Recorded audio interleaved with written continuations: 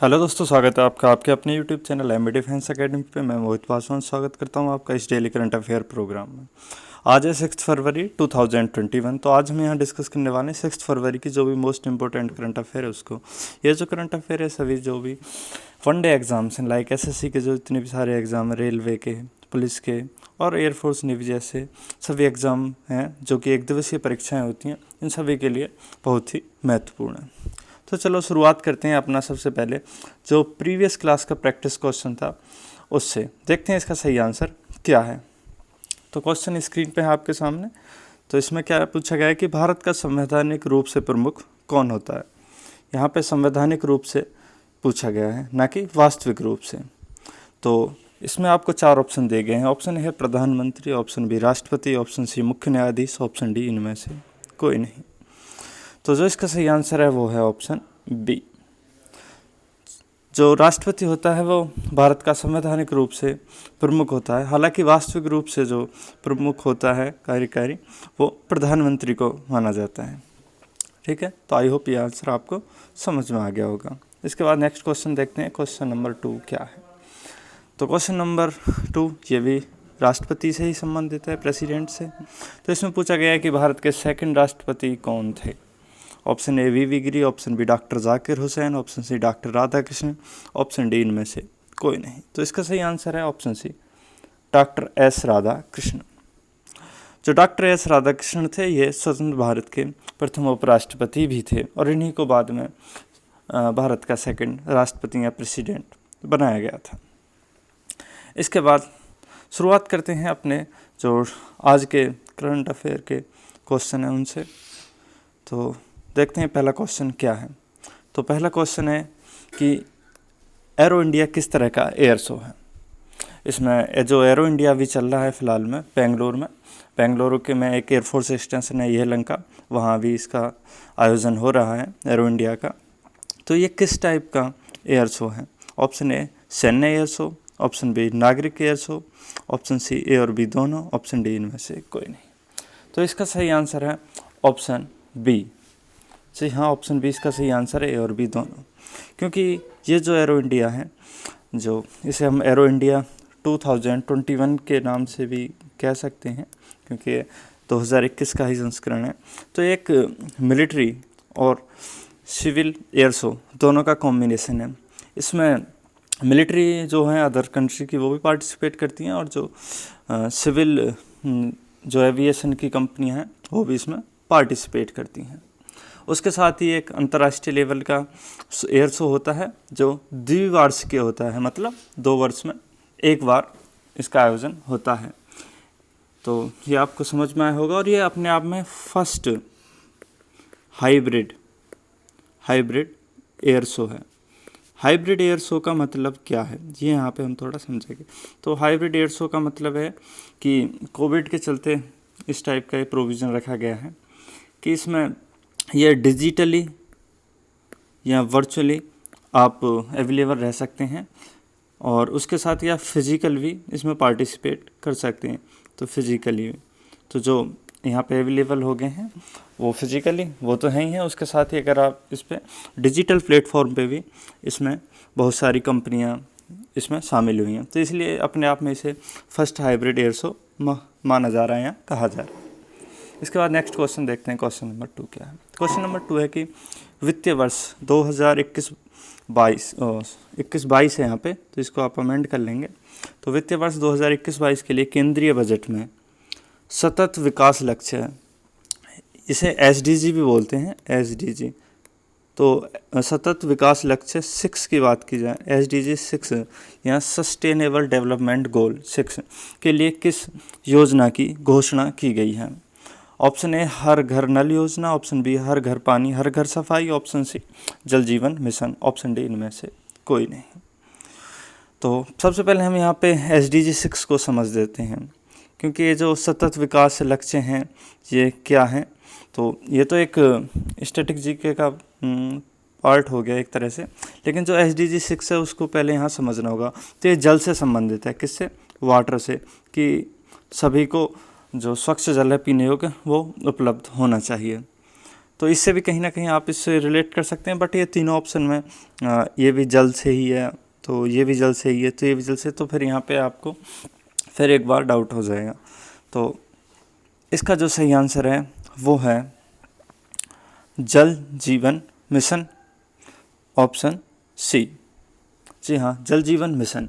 इसके साथ ही ये क्या है कि जो जल जीवन मिशन कौन सा है, अर्बन, या इसे शहरी। इस योजना की घोषणा इसी बार के केंद्रीय बजट में की गई है। और ये किसके द्वारा की गई है, तो ये केंद्रीय आवास और शहरी मंत्रालयों के जो केंद्रीय आवास और शहरी मामलों का मंत्रालय उसके द्वारा इसकी घोषणा की गई है। तो यहाँ पे आपको SDG 6 भी समझ में आ गया होगा, जो किससे संबंधित है, वाटर से। ये भी क्वेश्चन पूछा जा सकता है। इसके बाद नेक्स्ट क्वेश्चन देखते हैं, क्वेश्चन नंबर 3 क्या है। तो क्वेश्चन नंबर 3 है कि हाल ही में सर्वोच्च न्यायालय ने किन 2 उच्च न्यायालयों में विवाह के लिए समान न्यूनतम उम्र आयु के मामलों को अपने यहाँ ट्रांसफ़र करने का फैसला किया है।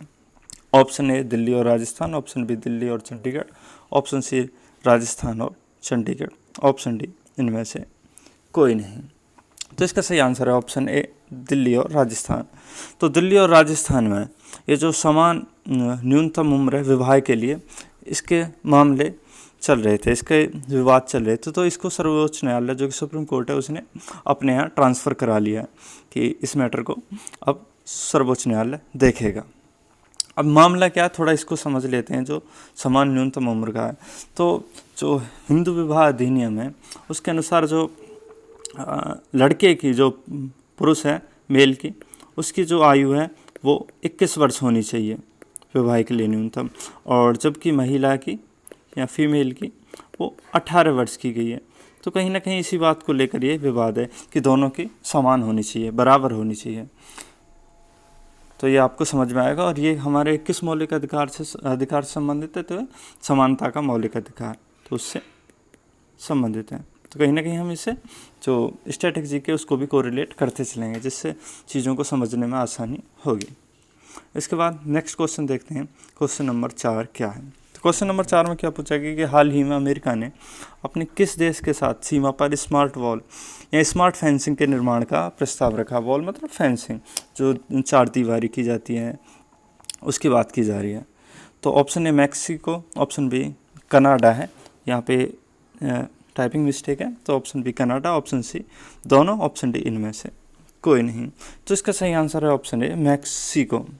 अमेरिका ने मैक्सिको के साथ जो अमेरिका बॉर्डर साझा करता है उस सीमा पे स्मार्ट वॉल के कंस्ट्रक्शन का प्रस्ताव रखा है।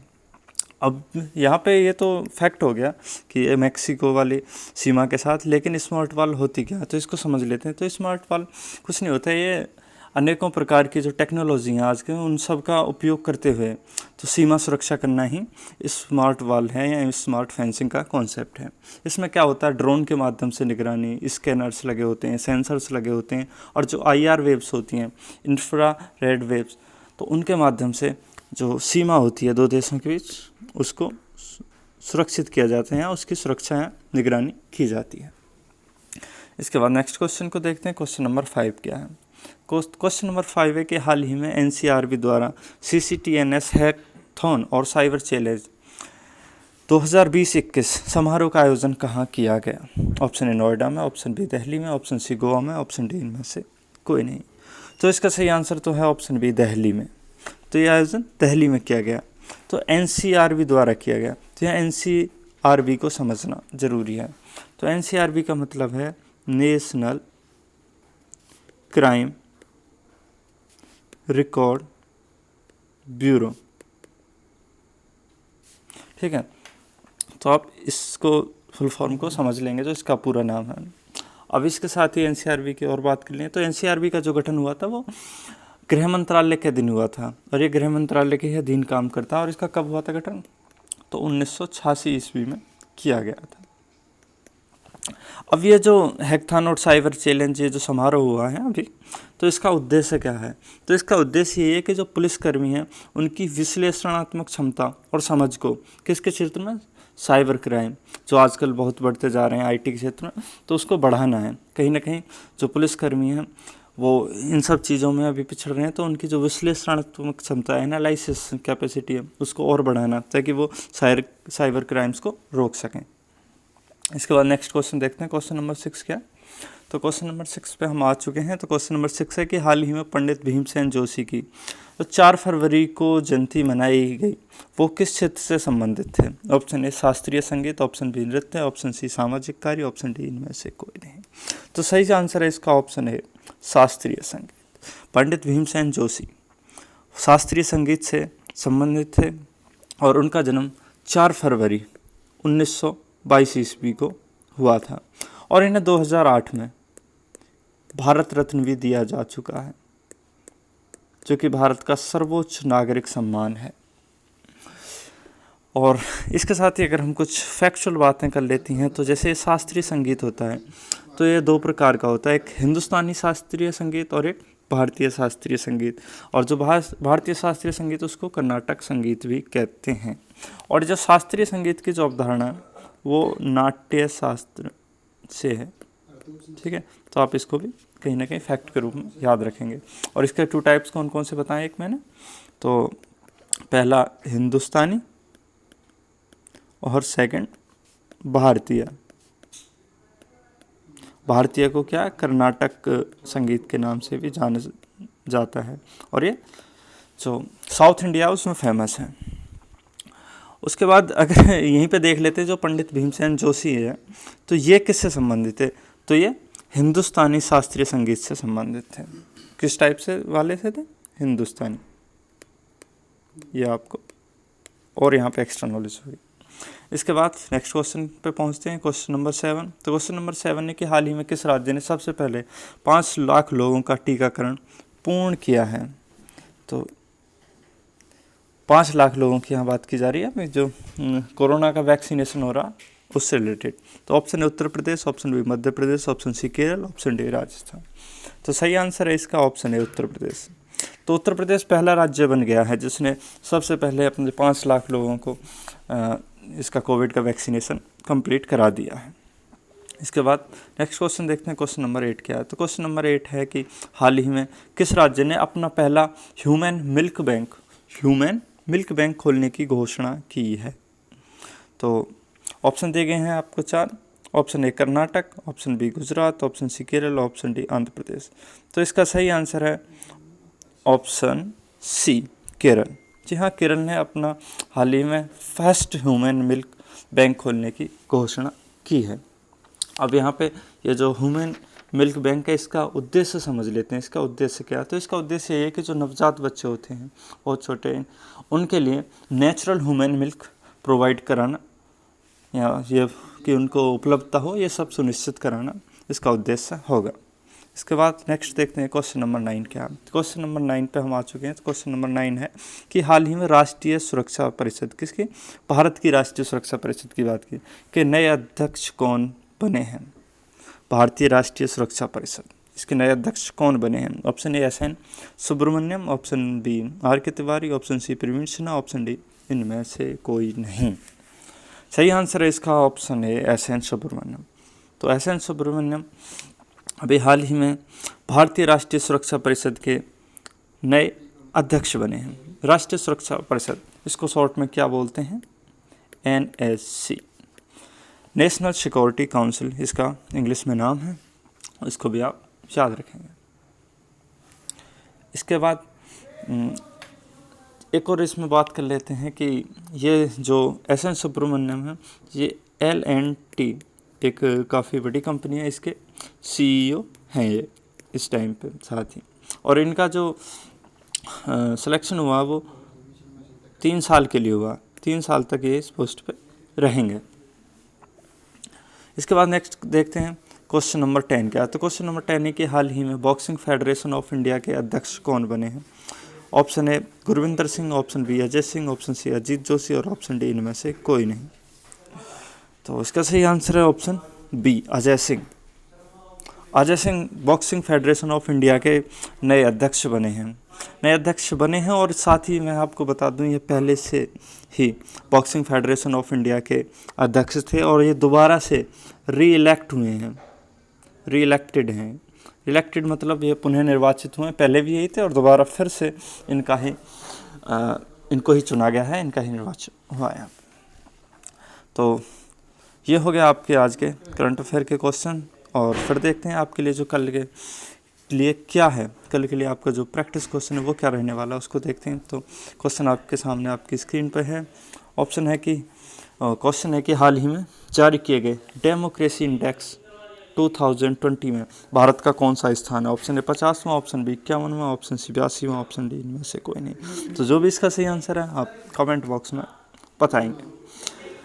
इसके साथ ही thanks for watching this video and concentrate, please subscribe and share. अगर आप नए हैं तो प्लीज़ चैनल को सब्सक्राइब कर लीजिए और ज़्यादा से ज़्यादा इस वीडियो को शेयर कीजिए, जिनके लिए भी यूजफुल हो सकती है। एंड हेल्प ईच अदर, और एक दूसरे की मदद कीजिए। और टू गेट PDF, अगर आपको इसकी PDF चाहिए तो आप हमें टेलीग्राम पे ज्वाइन कर सकते हैं। हमारा टेलीग्राम ग्रुप है MB डिफेंस एकेडमी के नाम से, तो आप इसे सर्च कर सकते हैं और ज्वाइन कर सकते हैं। Again thanks.